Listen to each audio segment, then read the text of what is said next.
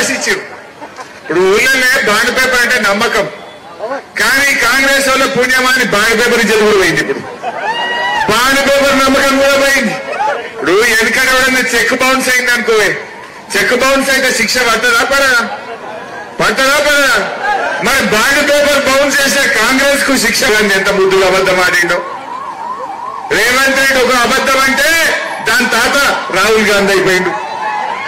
ఆయన కూడా బ్యాంకులో పైసలు వేసిన అంటుండు. పడ్డేమో చూడండి ఒకసారి, లేదా పెట్టుకోలేదా? ఆయన మొన్న వచ్చిండు, ఆ రాహుల్ గాంధీ వచ్చి మేము అక్క చెల్లెళ్ళ బ్యాంకులో 2500 ఎత్తున్నాము అన్నాడు. పడ్డాయి ఆ చెల్లె? ఆయన రాహుల్ గాంధీ కాదు, రామ్ గాంధీ అయిపోయింది. ఆయన కూడా ఓట్ల కోసం ఈరోజు అబద్ధాలు ఆడుతున్నాడు. మళ్ళీ ఇలా మన నర్సాపూర్కి వచ్చిండు, నిన్న ఇలా సాయంత్రం నర్సాపూర్కి వచ్చిండు. ఆడొచ్చి ఏమంటాడు, అక్క చెల్లెలకు మేము గెలిస్తే 8500 ఎత్తాం.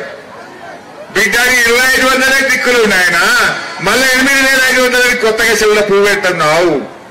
రాహుల్ గాంధీ గారు పోయిన 5 నెలల కింద అసెంబ్లీ ఎలక్షన్లలో గల్లీ గల్లీ తిరిగినావు, ఊరికి వచ్చినావు, 2500 ఇచ్చే జిమ్మెదారు నాదన్నావు. పడ్డాయా ఒక్కరికన్నా? మరి ఒక్కరికి కూడా ఈరోజు రాలేదు. నీ బాండ్ పేపర్ బౌన్స్ అయింది. రాహుల్ గాంధీ గారు వెంటనే ఈ తెలంగాణ అక్క జిల్లాలకు క్షమాపణ చెప్పాలని చెప్పి నేను డిమాండ్ చేస్తా ఉన్నా. నీ 6 గ్యారెంటీలు అమలు కాలేదు. నువ్వు అబద్దాల రాహుల్ గాంధీ అయిపోయినావు. అబద్దాలు ఆడిన రాహుల్ గాంధీకి ఈ పార్లమెంట్ ఎన్నికల్లో తెలంగాణలో ఓట్లు అడిగే హక్కే లేదు. నువ్వు అన్నాడు ఏమన్నావు, మా అమ్మ జిమ్మెదార్, నా జిమ్మెదార్, నేనిప్పిత 100 రోజుల్లో అన్నావు.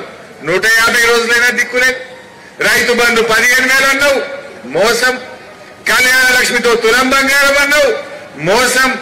అక్క చెల్లెలకు 2500 అన్నావు, మోసం.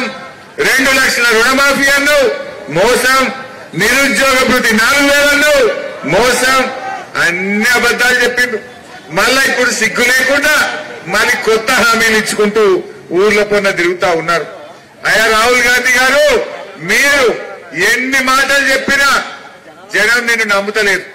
అందుకే నీ సరూర్ నగర్ మీటింగ్ కు నువ్వు 20,000 కుర్చీలు వేస్తే 5,000 మంది కూడా రాలే.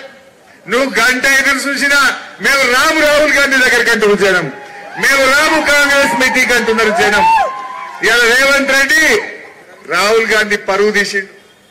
కాంగ్రెస్ వాళ్ళు రాహుల్ గాంధీని తెచ్చి జనం లేరు, వేల పోయి కాంగ్రెస్ పార్టీ పరువు పోయినటువంటి పరిస్థితి ఏర్పడ్డది. ఇలా రాహుల్ గాంధీ ఆయన చెప్పేది ఒకటి, చేసేది ఒకటి. వెనకట ఏమన్నారు, ఉదయ్పూర్ డిక్లరేషన్. ఉదయ్పూర్ డిక్లరేషన్ లో మేము పారాచూట్ నేతలకు టికెట్లే ఇవ్వమన్నారు. మరి ఇప్పుడు ఈయన పోటీ చేస్తే ఆయన ఎవరు? నీలమ్మది ఎవరు? పారాచూట్ కాదా? 4 నెలల 4 పార్టీలు మారింది కదా. నువ్వు చేవేళ్లలో ఇచ్చింది పారాచూట్ నేత కాదా? నువ్వు సికింద్రాబాద్ లో ఇచ్చింది పారాచూట్ నేత కాదా?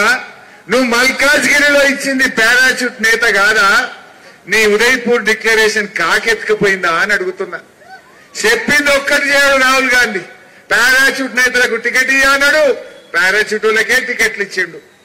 ఎమ్మెల్యేలను పార్టీ మారితే వెంటనే డిస్క్వాలిఫై చేస్తామన్నాడు. సంఖ్యల పిల్లిని కూర్చుండబెట్టుకున్నట్టు పక్కపూట దానం నాగేందర్ను కూర్చుండబెట్టుకున్నాడు. అంటే ఆయన చెప్పేది ఒకటి, చేసేది ఒకటి. ఆనాడు 6 గ్యారెంటీల బాధ్యత నాదన్నావు. ఎన్నడన్నా 100 రోజుల్లో ఏమైందా రేవంత్ రెడ్డి? ఇంకెందుకు ఇస్తలేవని అడిగినావాను? అడగలేదు. మళ్ళీ ఆయన రాసిచ్చిన కాగితం చదువుతున్నావు. మహిళలకు 2500 వేసినాం. ఆయన వేయకపోయే నువ్వు చూసుకోకపోతే వచ్చి చదువుతా నువ్వు అభాసు పాలు కాలేదా? నీ గౌరవం బోదా? ఇవాళ రేవంత్ రెడ్డి నర్సాపూర్ లో మాట్లాడుతుండు. మా వెంకట్రామరెడ్డి సాబ్ ఎంత మంచోడు. వెంకట్రామరెడ్డి గారు ఇవాళ కాదు 20 ఏళ్ల కింద సంగారెడ్డి కలెక్టర్ ఆఫీస్ లో పీడీడీఆర్డీగా పనిచేసిండు. 20 ఏళ్ల కింద ఆయన ఇక్కడ పనిచేసేటప్పుడు ఆయన బిడ్డ సంగారెడ్డిలో పుట్టింది. ఆయన కొడుకు ఇదే సంగారెడ్డి స్కూల్లో చదువుకున్నాడు. ఆయన ఉండే ఇల్లు పటాన్ చెరువులనే ఉంటది, సంగారెడ్డి జిల్లాలోనే ఉంటది మన వెంకట్రామరెడ్డిది. ఇవాళ రేవంత్ రెడ్డి ఆయన మాటలు ఎట్లుంటాయంటే ఏదో పిల్లి అట వెనకటికి కళ్ళు మూసుకొని పాలు తాగిందట. రేవంత్ రెడ్డి మాటలు కూడా గట్లే ఉన్నాయి. ఎమ్మెల్సీగా ఉన్న వెంకట్రామరెడ్డి గారికి టికెట్ ఎందుకు ఇచ్చినావు అంటుండు. అడిగేటప్పుడు నీ ఈపు చూసుకో రేవంత్ రెడ్డి, నీ ఈపు చూసుకొని మాట్లాడు. నువ్వు ఇయ్యలేదా నిజామాబాద్లో ఎమ్మెల్సీగా ఉన్న జీవన్ రెడ్డికి నువ్వెందుకు టికెట్ ఇచ్చినావో ముందు సమాధానం చెప్పు అని నేను రేవంత్ రెడ్డిని అడుగుతా ఉన్నా. ఎమ్మెల్యేగా ఉన్న దానం నాగేందర్ కు సికింద్రాబాద్ లో నువ్వెందుకు టికెట్ ఇచ్చినావో చెప్పు. నువ్వు మా పక్కా లోకల్, మా సంగారెడ్డి ముద్దు బిడ్డ మా వెంకటరామరెడ్డిని పట్టుకొని నాన్ లోకల్ అని మాట్లాడతావు. అసలు నీది అచ్చంపేట, నువ్వు కొరంగల్ ఎందుకో పోటీ చేసినావు, నువ్వు మల్కాజ్గిరిలో వచ్చేందుకో పోటీ చేసినావు. అది నీకు కనబట్టలేదా?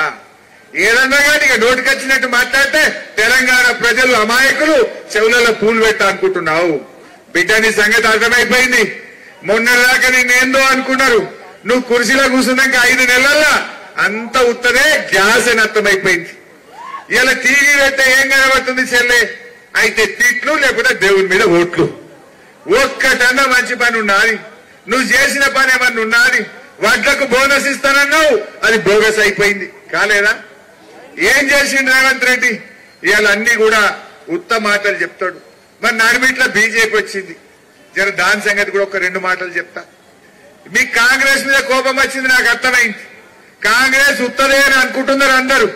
కానీ కాంగ్రెస్ మీద కోపం కొద్ది ఎవరైనా బీజేపీకి ఇట్లా ఓటేసిరు అనుకో, పేనం మీదకెళ్ళి పొయ్యిల పడ్డట్టు అవుతుంది. పేనం మీదకెళ్ళి పొయ్యిల పడ్డట్టు అవుతుంది.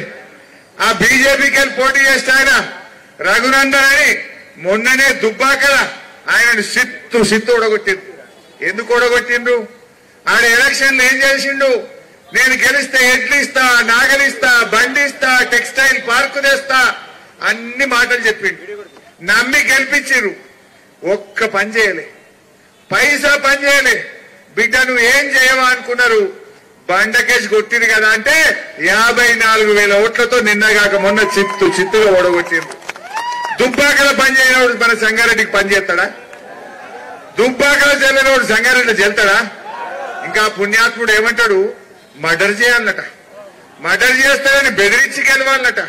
భార్యను భర్తకు దూరం చేయాలట, భర్తను భార్యకు దూరం చేయాలట. ఏమన్నా చేసి డబ్బులు ఓట్లు వేసుకోవాలట. జర చూపిరబాయి కదా ఒకసారి.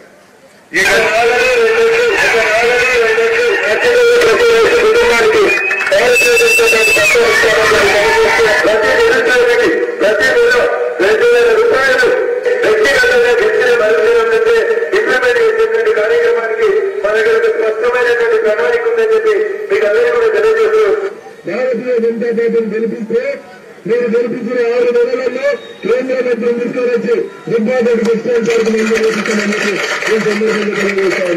పైసలు మంచి గెలిచినా, తప్పు పని చేసి గెలిచినా, తలవాళ్ళు కొట్టి గెలిచినా, మర్డర్ చేసి గెలిచినా, మర్డర్ చేద్దాన్ని భయపట్టి ఉత్తేజించుకున్నా, ఏమి చేసినా చూసితే ఒలిసికంగా గెలిస్తేనే మనం అందరం తెల్లగుంటాం, తలకా వేసుకుంటాం. భార్యల్ని భర్తలు, భర్తల్ని భార్యలు నమ్మకుండా చేయాలి. అట్లా విడదీసి ఓట్లేయించేటువంటి కార్యక్రమం మనం మొదలు పెట్టాలి. విన్నావా అసలే? మరి ఆయనకు ఓటేస్తే మనం అందరూ దూరం చేస్తాడు. మరి ఇంట్లో పంచాయతీలు మోపైతాయి. అయినా వేద్దాం ఎవరన్నా గసంటే ఆయనకు ఓటేస్తారా? ఏమన్నా అంటే ఇంటికో క్యాలెండర్ పంపినట్టు. మీకు వచ్చిందా క్యాలెండర్? ఇంటికో క్యాలెండర్ పంపిడు, అది చూసుకోమరు అంటుండు. క్యాలెండర్ కడుపు నింపుతుందా చెల్లె? క్యాలెండర్ తో మనం బతుకుతామా? బీజేపీ ఏమిచ్చింది? ఇవాళ విదేశాల్లో ఉండే నల్లధనం తెచ్చి పేదల బ్యాంక్ అకౌంట్లలో 15 లక్షలు వేస్తామన్నారు. పడ్డా ఏ సంగారెడ్డి ఎవరికన్నా?